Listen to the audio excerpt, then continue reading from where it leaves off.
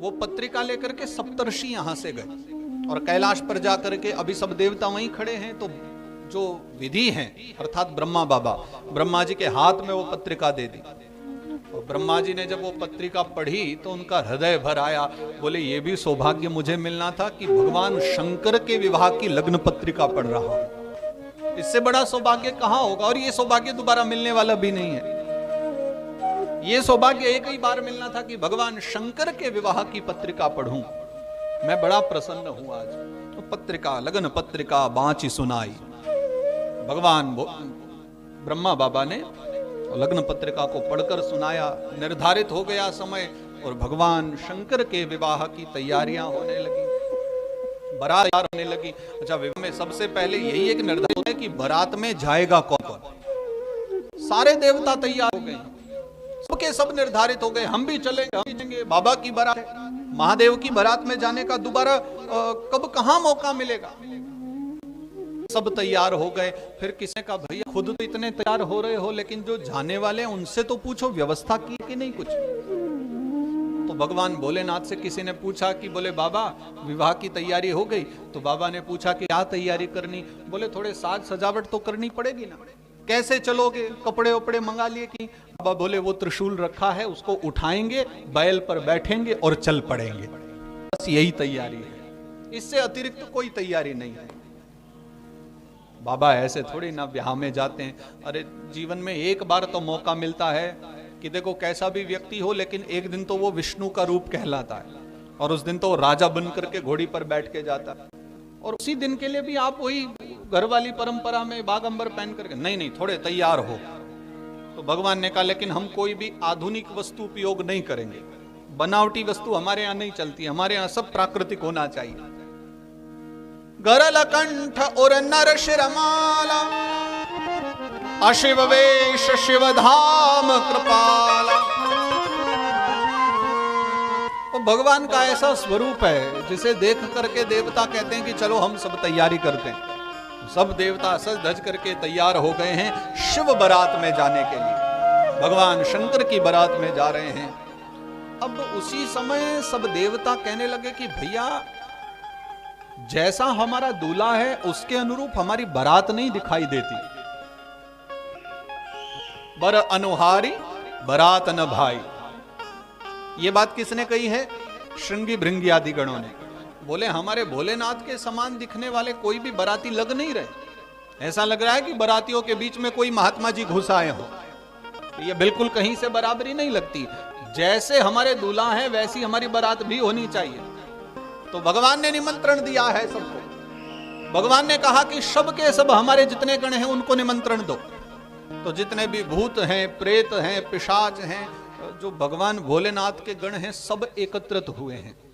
और सब ने एकत्रित होके, देखो देवता श्रृंगार करते तो फिर वो अपने हिसाब से श्रृंगार करते हैं। अब भूत प्रेत आकर के श्रृंगार कर रहे हैं, श्रृंगी भृंगी श्रृंगार कर रहे हैं, तो भगवान भोलेनाथ का श्रृंगार भी बड़ा दिव्य हो रहा है। और कहते हैं उसी समय थोड़े से अपशकुन हुए। तो कुछ देवता घबराए, बोले शिव विवाह में अपशकुन? तो श्रृंगी भृंगी आदि ने कहा डरने की आवश्यकता नहीं है। जो कहीं नहीं आते ना उनको भगवान भोलेनाथ शरण देते हैं। हर विवाह में सब गण गणेश जी के मंत्रों का उच्चारण कर देते हैं ताकि कोई अपशकुन ना हो जाए। सब गणेश जी को याद करते हैं। तो भगवान भोलेनाथ ने कहा कि चलो अच्छा है, हमारे विवाह में तो गणेश ही नहीं है, अभी गणेश आए कहाँ है। तो ये अच्छी बात है कि यहाँ अपशकुन आ सकते हैं। कि एक दिन रोते रोते अपशकुन ने भी प्रार्थना की कि कोई मुझे बारात में नहीं ले जाता। तो भगवान ने कहा हमारी में चलना, हमारी बारात में हर कोई चलेगा, जिसे कोई नहीं ले जाता वो भी चलेगा। सबको तैयार कर लिया। सब शिव विवाह में जाने के लिए तैयार हो रहे हैं। कर त्रिशूल अरु डमरु विराजा, चले बसह चढ़ी बाज ही बाजा। तो भगवान का श्रृंगार करने लगे हैं। जटा मुकुट अहि मोरु सवारा। भगवान जो सुंदर जटाएं हैं ना, तो ऊपर से श्रृंगार प्रारंभ किया। भगवान के मस्तक पर चंद्रमा सुशोभित होता रहता है। तो किसी ने कहा कि देखो भैया ऊपर मस्तक पर ना चंद्रमा जैसा भगवान भोलेनाथ ने लगाया है, उसके ऊपर कोई मोरपंख और लगा दो।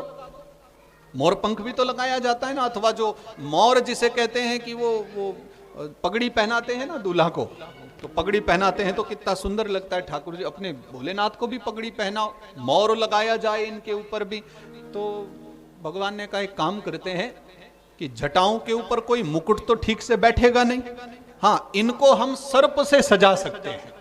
तो एक अलग ही विशेष प्रकार का अहि मोरु सवारा, अहि माने सर्प, अहि मोरु सवारा, और सर्प के द्वारा ही भगवान की जटाओं को सुंदर बना दिया गया।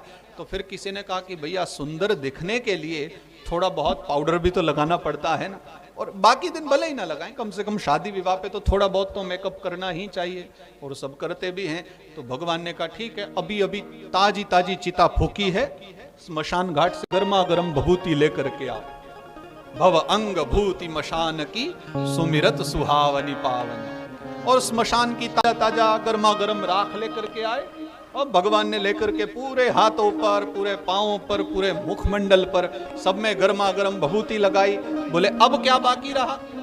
तो एक ने कहा बोले प्रभु सुंदर सुंदर मालाएं पहननी होती, तरह तरह की, कोई लाल, कोई पीली, दूल्हा सरकार पहनते ना अच्छी अच्छी मालाएं, ऐसी पहनो आप भी। तो भगवान ने कहा वो छोटे और बड़े अलग अलग तरह के सर पहना, उनको उठा लाओ। अब जिन्होंने जीवन में बड़े पुण्य कर्म किए थे, ऐसे सर्पों के सौभाग्य हुए। तो कोई पीला सर्प है, कोई लाल सर्प है, कोई हरा सर्प है, और सबको भगवान ने अपने गले में धारण करके मालाएं पहन ली। और क्या बाकी रह गया? तो किसी ने कहा कि भगवान कानों में कुंडल पहने जाते हैं, देखो ये देवता पहने ना, ऐसे लटकने वाले सुंदर सुंदर से कुंडल होने चाहिए। तो पास में दो बिच्छू जा रहे थे, भगवान ने उनको उठाया और बिच्छुओं को पकड़ करके कान पर लटका लिया। बोले ये भी तो मेरे गण हैं, अब बताओ कैसा लग रहा है? श्रृंगी भृंगी कहने लगे, बोले भगवान आज तो एकदम गजब के दूल्हा लग रहे हो, तो कुछ कमी हो तो बता दो। बोले हाथ के बाजूबंद बाकी हैं, फूलों के बाजूबंद पहनते हैं ना, वो बाकी है।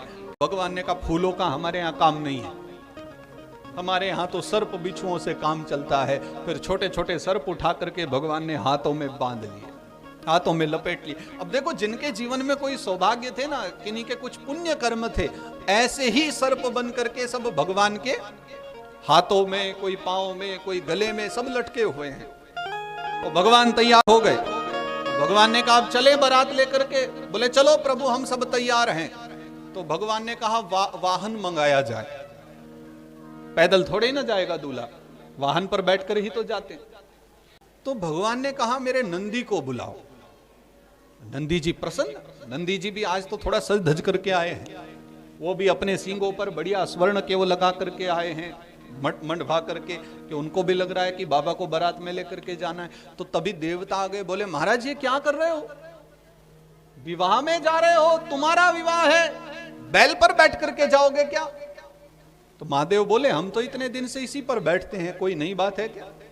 बोले आपको पता नहीं है कि दूल्हा जब विवाह में जाता है ना, तो कम से कम एक दिन के लिए तो किराए पर लेकर के जाता है, अपनी गाड़ी छोड़ के कम से कम किराए पर ही किसी न किसी की गाड़ी उठा करके ले जाता है। ज्यादा खर्चा करना हो तो कोई मर्सिडीज, कोई BMW अच्छी अच्छी करके जाते हैं, ज्यादा नहीं तो फॉर्च्यूनर तो लेकर के जाते हैं। उतना भी बजट ना हो तो फिर अपनी बुलेरो स्कॉर्पियो में काम चला लेते हैं। एक दिन के लिए आप भी किसी और का वाहन मांग लो, बैल पर बैठ करके जाओगे क्या? भगवान महादेव बोले हम उनमें से नहीं हैं जो एक दिन किराए पर लेकर के शौक करें, और हमारा तो यह मानना है कि जो आपके नित्य जीवन में काम आए ना, ऐसे व्यक्ति को शुभ समय पर छोड़ना नहीं चाहिए। ये अच्छे व्यक्ति की पहचान नहीं है कि जो सदा जीवन में आपके काम आ रहा है और अच्छे दिन आप उसको छोड़ देते हो।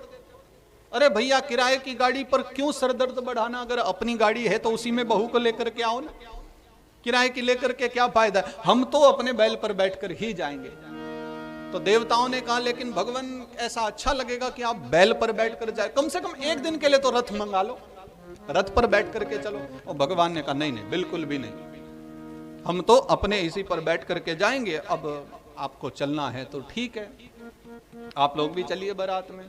तो भगवान भोलेनाथ जैसे ही आगे बढ़े और बैल पर बैठे, सहारा दिया नंदी श्रृंगी भृंगी आदि ने, तो भगवान चढ़ करके बैल पर उल्टे बैठे। अब ये देख करके सबको शंका हो गई, बोले चलो बैल तो ठीक है आपका है, अपना है, आपकी इच्छा है, गाड़ी आपकी, आप सीधे बैठो उल्टे बैठो, लेकिन उल्टे क्यों बैठे हो? आज तो विवाह है। तो मानो भगवान कह रहे हैं कि जो वृषभ है ना, वृषभ धर्म का रूप है, और अगर धर्म पर बैठ करके भी आपका जीवन उसी गति से चलता रहा तो फिर जीवन के क्या आनंद है, फिर धर्म को पकड़ने का क्या मजा। जब धर्म को ग्रहण करने के बाद आपका जीवन उलट जाए, जब जीवन में बदलाव आए, तो समझना कि हाँ धर्म पर बैठे हैं। इसलिए भगवान धर्म पर बैठे।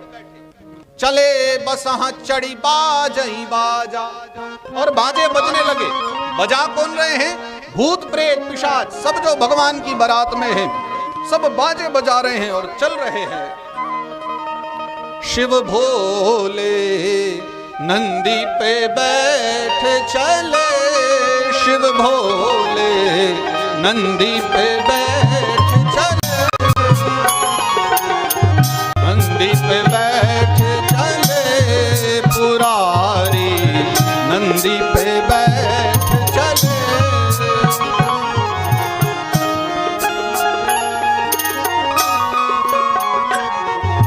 बरबोरा बसह असवारा, चमकर धार की धोबरियाता,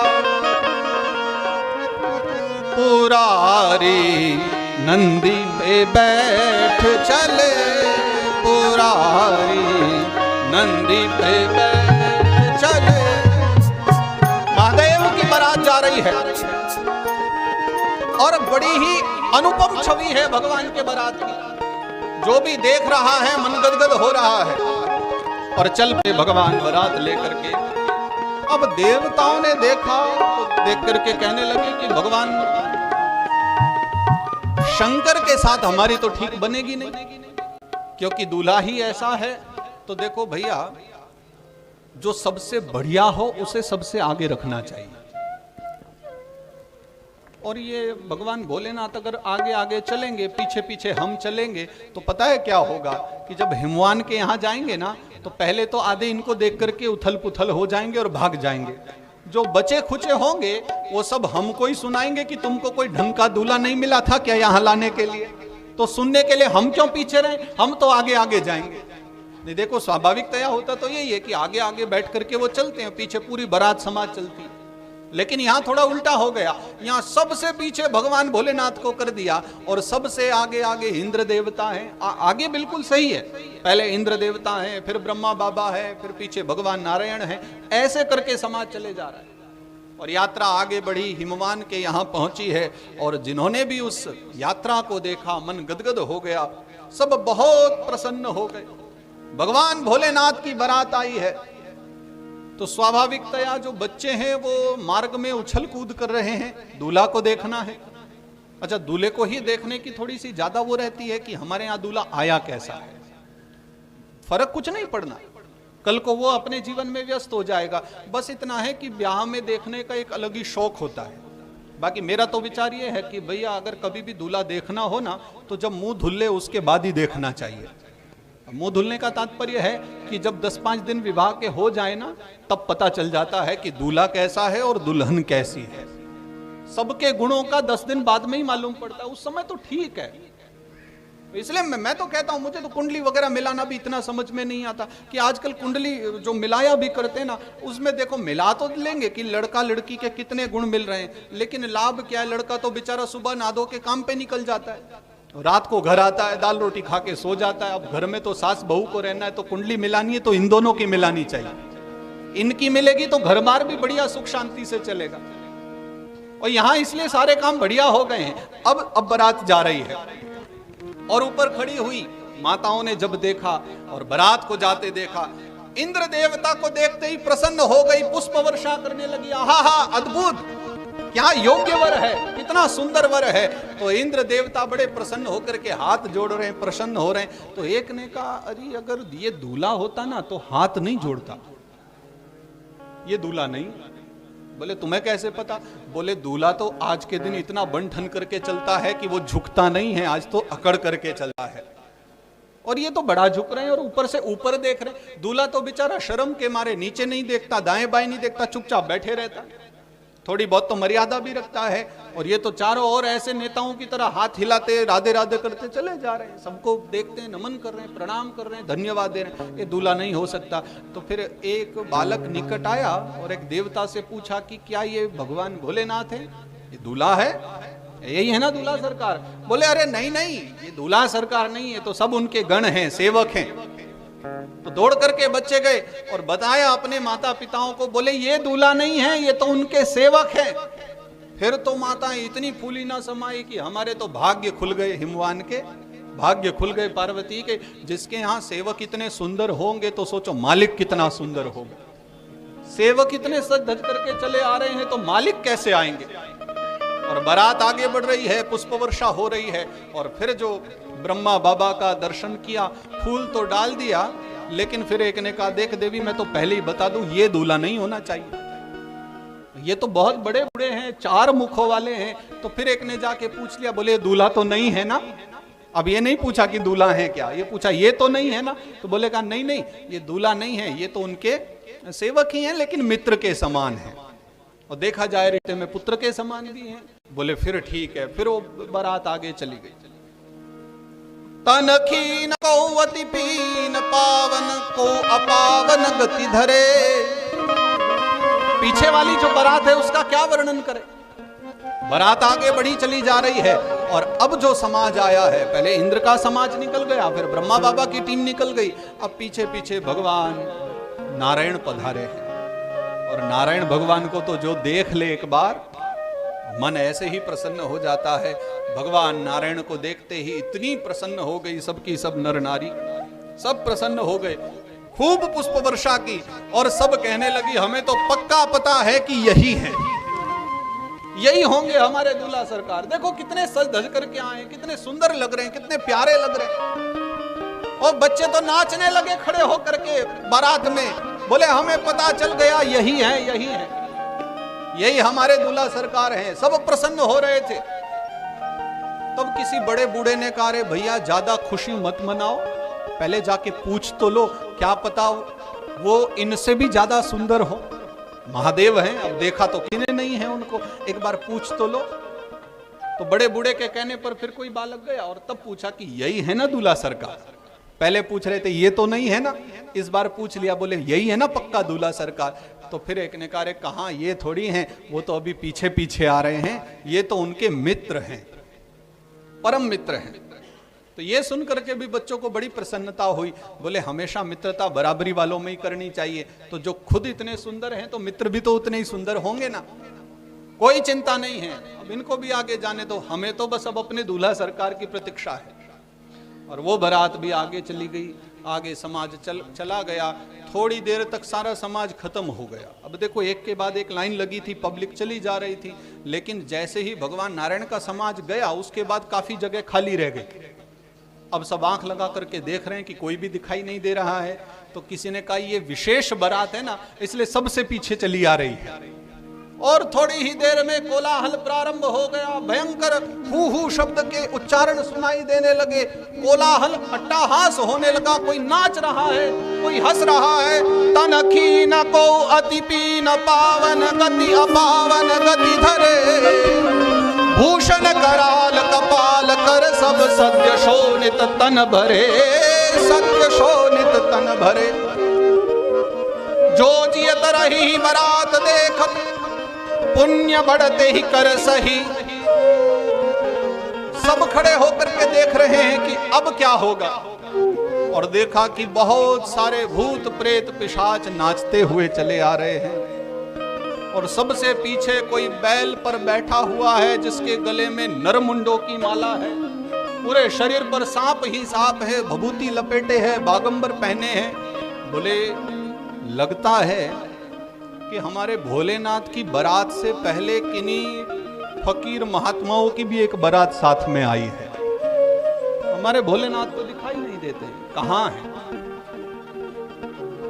तब भूत प्रेतों में से किसी एक ने कहा कि ये भोलेनाथ की ही बारात है। और जब नाचते नाचते सब आए, को मुखहीन विपुल मुख काहू। अब किसी के मुख ही नहीं है, किसी के पेट पर ही आंखें बनी हुई हैं, तो किसी के बहुत सारे मुख हैं। किसी का मुख तो है लेकिन उस मुख पर आंखें ही नहीं है, किसी के आंखें हैं तो मुंह ही नहीं है, कोई एक हाथ वाला है तो कोई 4-4 5-5 हाथ लिए हुए है, अंग भंग का सा शरीर है, बड़े अजीब और विचित्र रूप के सब हैं। सब के सब जब उनको देखते हैं तो कई तो मूर्छित होकर के गिर पड़ते हैं।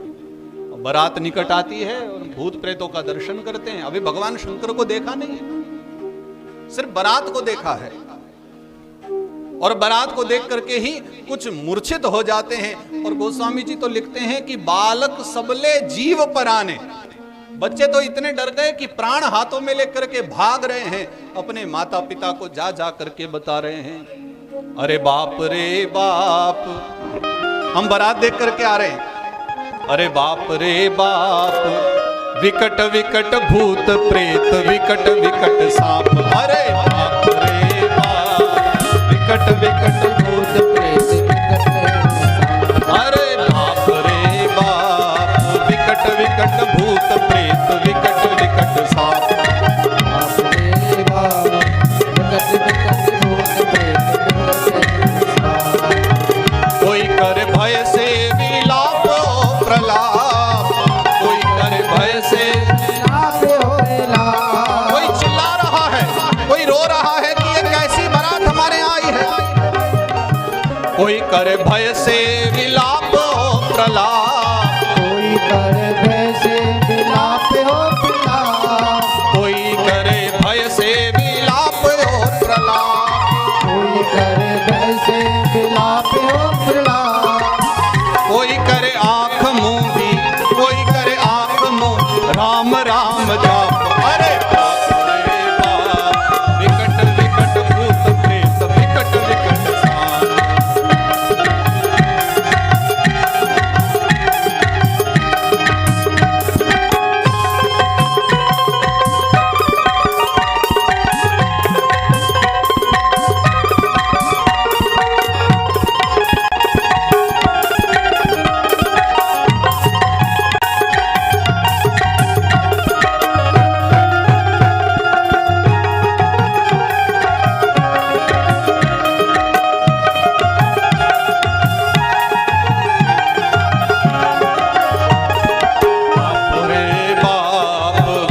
विकट भूत प्रेत, विकट विकट सांप, बाप रे बाप, विकट विकट भूत प्रेत, विकट विकट सांप, माई बाप बूझे लगिलन, माई बाप बूझे लगिलन, अचरा से झाप, अरे बाप रे बाप, विकट विकट भूत प्रेत, विकट विकट सांप, बाप रे बाप, विकट विकट भूत प्रेत,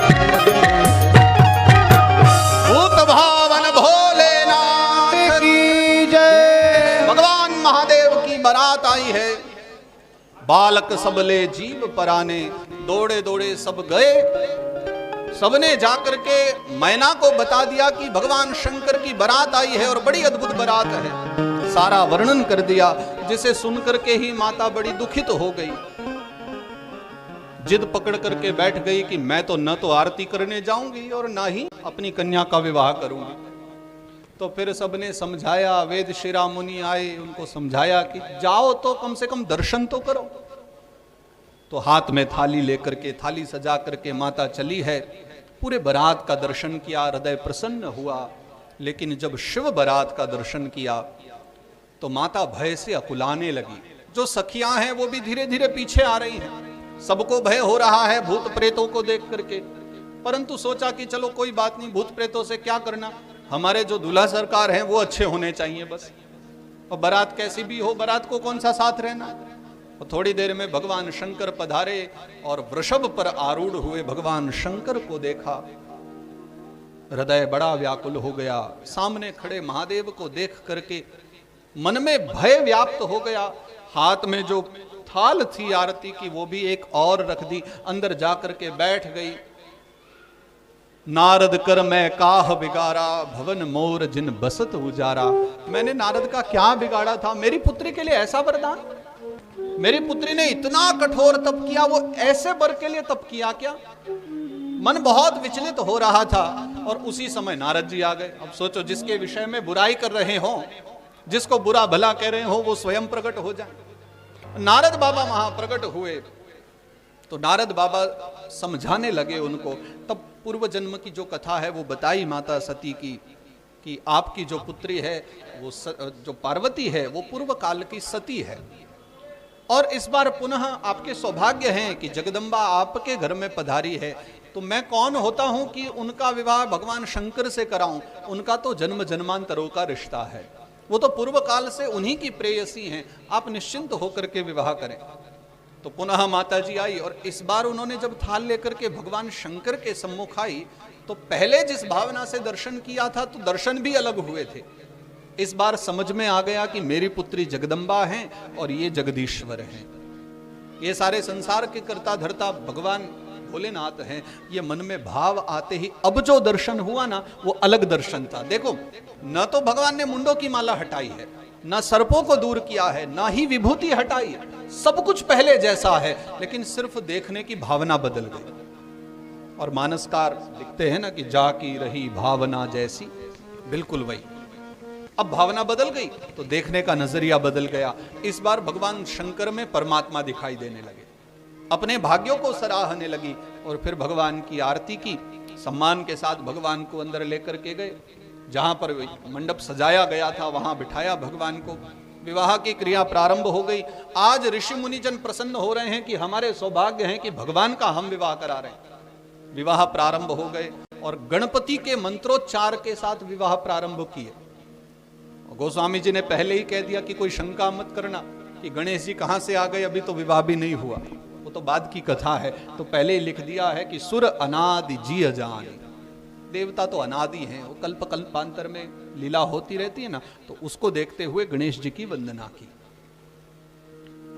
विवाह के फिर बहुत सारे कर्म होते हैं, सभी सप्तपदी लाजा होम परिक्रमा सारे कर्म ब्राह्मणों ने करवाए।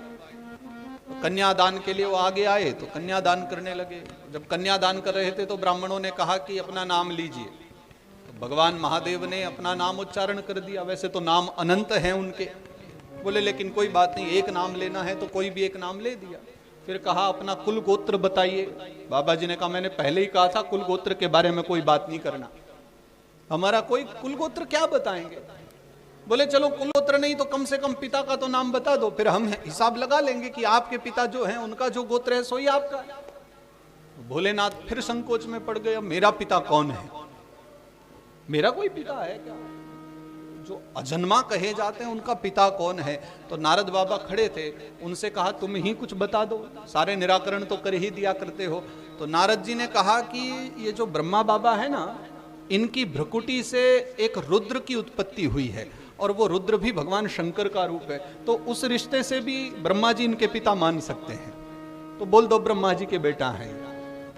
पिता का नाम ले दिया। बोले फिर दादाजी का नाम लीजिए, तो बोले उसमें क्या शंका की बात, ब्रह्मा जी के पिता तो नारायण हैं, तो दादा के रूप में नारायण का नाम लिख दो। फिर कहा कि परदादा का नाम बताइए। बोले परदादा कहां से ढूंढ के लाए, दो तो जैसे तैसे बताए हैं, ये भी तो रिश्ते बना करके दिए अभी अभी, अब परदादा कहां से लाए? बोले नहीं बताना पड़ेगा, तो 3 पीढ़ी का नाम लेना पड़ता है विवाह में, पिता हो गए, दादा हो गए और परदादा, परदादा का नाम बताओ। तो भोलेनाथ ने कहा ले लो भगवान शंकर सबके परदादा, इनके ऊपर कोई नहीं। तो नारायण और शिव एक ही हैं, नारायण की उत्पत्ति शिव और शिव की उत्पत्ति नारायण, सब एक ही तत्व है। आप नाम ले लो कि भगवान शंकर ही मेरे परदादा है, यानी मेरा परदादा मैं खुद ही हूं और कोई नहीं है। विवाह संपन्न हो गया, सबको फिर आज्ञा दे दी कि जाइए अब भोजन प्रसादी पाइए। बारात में आए हैं तो खाने का तो एक विशेष विधान रहता है। सो जेवनार की जाय बखानी, और हो भी क्यों ना जगदम्बा जहां अवतरी, जहां स्वयं जगदम्बा का जन्म हुआ हो वहां खान पान की कोई कमी होगी क्या? बहुत अद्भुत तरह तरह के पकवान बने हैं। लेकिन हिमवान जी के मन में एक शंका आ गई, बोले भोजन कितना भी अच्छा बनाओ, ये जो बाराती आए हैं ना उनको भोजन कराने के लिए परोसने वाले बड़े चतुर चाहिए, बुद्धिमान चाहिए। क्या परेशानी थी? बोले कि भगवान शंकर की बारात में सबके सब भूत प्रेत हैं, और अभी अभी उनके बारे में हमने चर्चा की कि कोई मुखहीन विपुल मुख का हो। अब बताइए परोसने वाले आ गए पत्तल लेकर के, लेकिन किसी व्यक्ति के तो मुख ही नहीं है, तो वो सोच रहे हैं कि पत्तल परोसूं कि नहीं परोसूं। क्योंकि जब मुख है ही नहीं तो भोजन करेंगे कि नहीं। अब किसी किसी के 4 मुख हैं, तो फिर ये परेशानी आ जाती है कि पत्तल 1 परोसूं या 4 परोसूं, काम 1 में हो जाएगा कि 4 में होगा, तो फिर बहुत सारी ऐसी भी व्यवधान आएंगे ना। इसलिए लागे परोसन चतुर सुआरा, बुद्धिमान जो रसोइये हैं, जो पकाने वाले हैं, वो खुद ही चलाने को भी आ गए और अपनी बुद्धिमत्ता के अनुसार फिर सब भगवान शंकर की बारात में सबको भोजन पवाते हैं। और जो भूत प्रेत सदा खान पान से दूर रहते हैं, भगवान शंकर की बारात में आकर के तो वो भी आज योग्य हो गए कि कुछ पा सकें। और शंकर भगवान की बारात के प्रसादी को पा करके, ग्रहण करके सब बड़े प्रसन्न होते हैं।